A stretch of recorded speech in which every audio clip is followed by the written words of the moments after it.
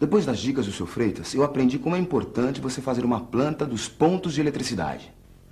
Pontos de eletricidade são todos os locais da casa onde você vai instalar uma lâmpada, um interruptor, uma tomada. Ah, isso inclui também o quadro de distribuição. Que deve ser colocado num lugar discreto para não aparecer demais.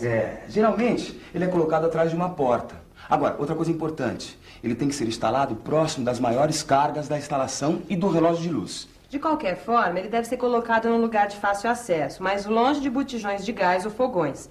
Ele não pode ser instalado no banheiro também por causa da umidade, né? E além disso, a tampa do quadro deve ficar sempre fechada. Ele pode ser limpo, sim, mas nunca, jamais deve ser lavado, né? Os pontos de luz são aqueles locais onde a gente vai instalar a lâmpada. Devemos, pelo menos, prever um ponto de luz no teto para cada cômodo. E além do ponto no teto, pode ser colocado também um ponto na parede, que é chamado de arandela.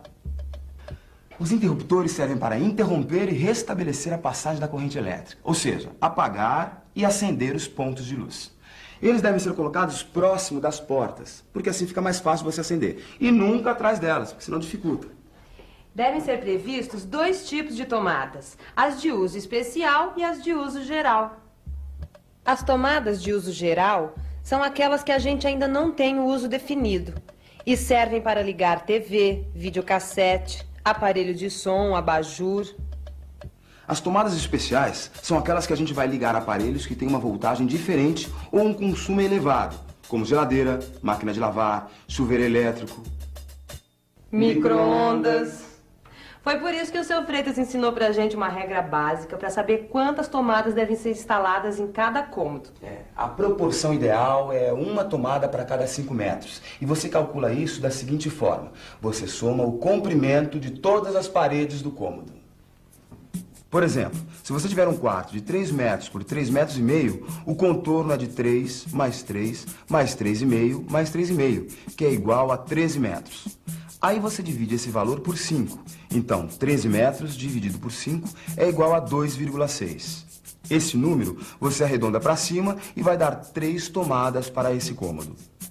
Mas atenção, no caso da cozinha, que é necessário ter mais tomadas, essa proporção deve ser menor. Uma tomada a cada 3,5 metros. Então, se você tiver uma cozinha com os mesmos 13 metros de contorno, você vai dividir por 3,5, ou seja, 13 metros dividido por 3,5 é igual a 3,7. Então, você deve colocar 4 tomadas. No caso do banheiro, não se esqueça de colocar uma tomada junto ao lavatório, mas tome cuidado para que essa tomada e o interruptor fiquem a mais de 60 centímetros do box.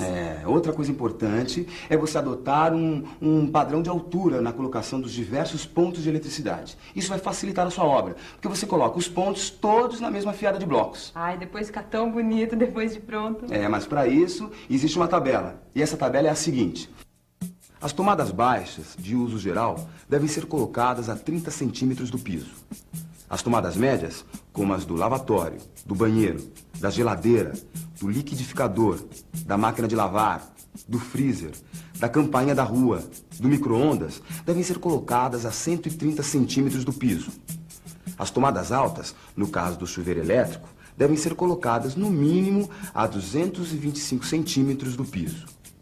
Os interruptores devem ser colocados a 130 centímetros do piso. E as arandelas devem ser colocadas a 190 centímetros do piso. O próximo passo é fazer uma planta da casa com todos os pontos de eletricidade. Essa etapa é necessária, mesmo que você contrate um eletricista. Porque você precisa dizer para ele o que você quer que ele faça exatamente. Senão ele coloca um ponto no meio do cômodo e meia dúzia de tomada. Para você fazer uma planta dos pontos de eletricidade, você tira uma cópia da planta da casa e desenha em cima os lugares onde você quer instalar esses pontos e eletrodutos. Tem uma convenção para marcar esses pontos. São os símbolos que representam cada tipo de ponto. O quadro de distribuição é um retângulo, metade cheio e metade vazio. O ponto de luz no teto é um círculo vazio. A arandela na parede é um meio círculo vazio. O interruptor é uma letra S maiúscula. A tomada baixa é um círculo pequeno, vazio, com um traço do lado. A tomada média é um círculo pequeno, metade cheio e metade vazio com um traço do lado. A tomada alta é um círculo pequeno, totalmente cheio com um traço do lado.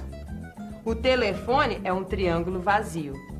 E os eletrodutos você indica com uma linha ligando os pontos. Se passar pelo chão, faça uma linha tracejada para distinguir dos que estão passando pela laje ou parede. Com esses símbolos, você vai marcar a planta começando pelo andar de baixo. Marque o quadro de distribuição. Marque os pontos de iluminação no teto. Na cozinha, como temos um ponto no teto, é bom termos arandelas em cima do fogão e em cima da pia, para ficar bem iluminado. Marque os interruptores. Marque as tomadas. Depois, desenhe uma linha ligando o quadro de distribuição ao ponto de luz do teto mais próximo. Agora, ligue esse ponto de luz com os demais pontos do andar térreo. Ligue os pontos de luz com os respectivos interruptores.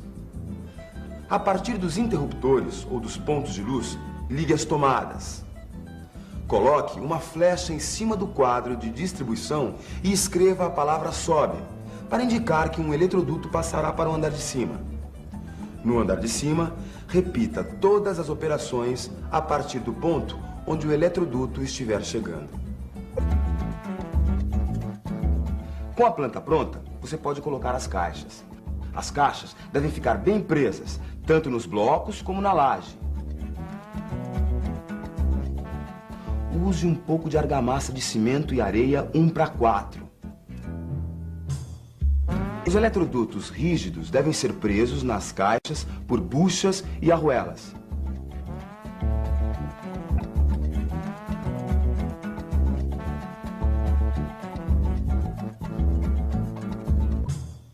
Os eletrodutos flexíveis passarão dentro da parte oca dos blocos e os rígidos ficarão concretados na laje.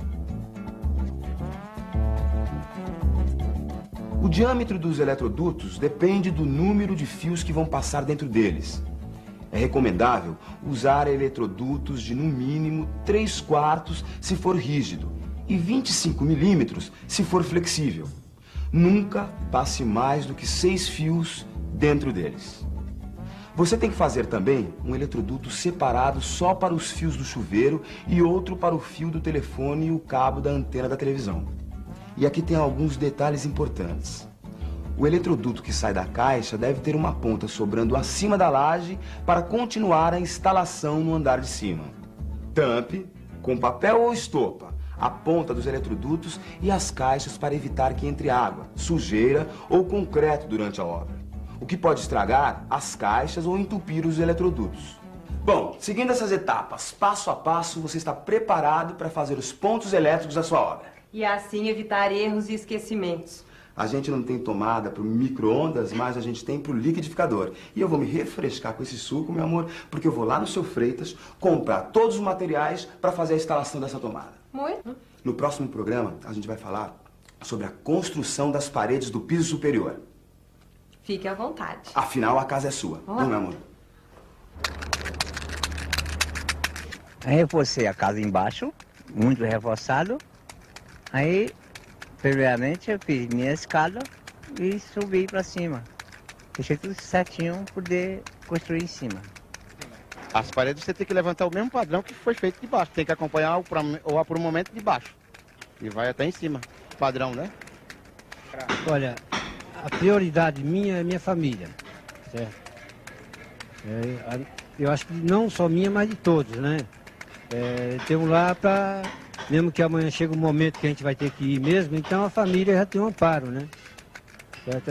O meu objetivo é esse, né? Porque, veja bem, às vezes você tem oportunidade na vida, você deixa passar. Vai deixando passar, então chega um momento que você fala, vou ter que agarrar essa, porque se eu soltar essa, nunca mais. Eu vou para debaixo da ponte, né? Então é uma coisa que eu vou te falar, cada tijolo desse aqui que nós estamos levantando é com amor, entendeu? Tem que ser com muito carinho, não é falar assim, não, vou levantar aí de qualquer jeito, não. Tem que ser com muita paciência mesmo. Um amor mesmo, como se fosse do pai para filho. Porque aqui vai ficar a nossa família, né?